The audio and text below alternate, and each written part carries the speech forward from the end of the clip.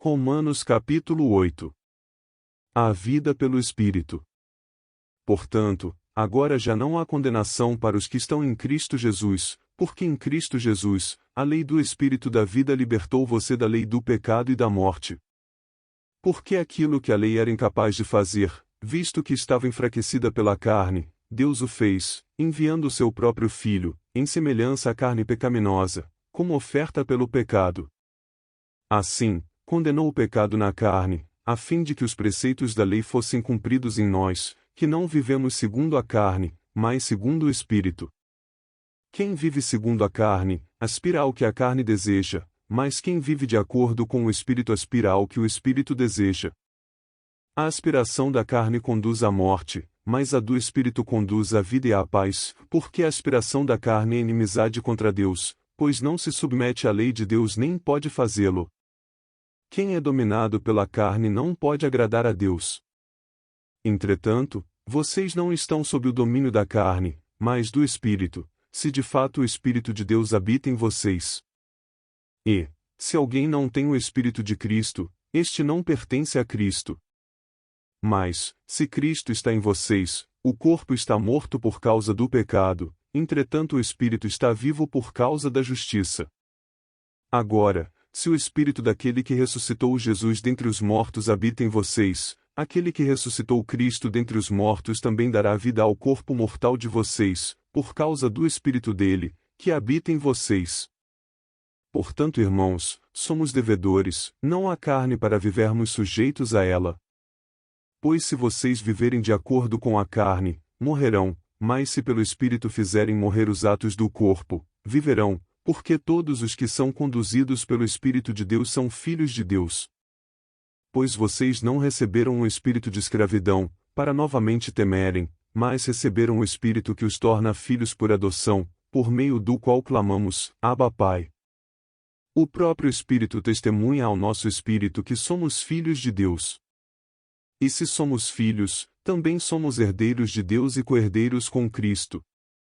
Se de fato sofremos com Ele, também com Ele seremos glorificados. O sofrimento presente é a glória futura. Considero, pois, que os sofrimentos do tempo presente não podem ser comparados com a glória que em nós será revelada. A criação aguarda, com grande expectativa, que os filhos de Deus sejam revelados.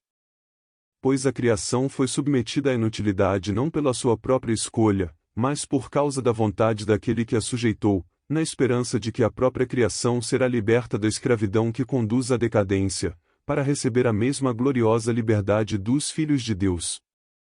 Pois sabemos que toda a criação geme em conjunto como se sofresse dores de parto até agora. Agora, não somente isso, mas nós mesmos, que temos os primeiros frutos do Espírito, gememos interiormente, esperando ansiosamente a adoção como filhos, a redenção do nosso corpo.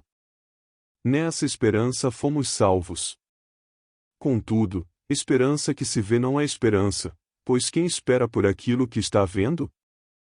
Entretanto, se esperamos o que não vemos, com paciência o aguardamos. Da mesma forma, o Espírito nos ajuda em nossa fraqueza, pois não sabemos como devemos orar, mas o próprio Espírito intercede por nós com gemidos inexprimíveis.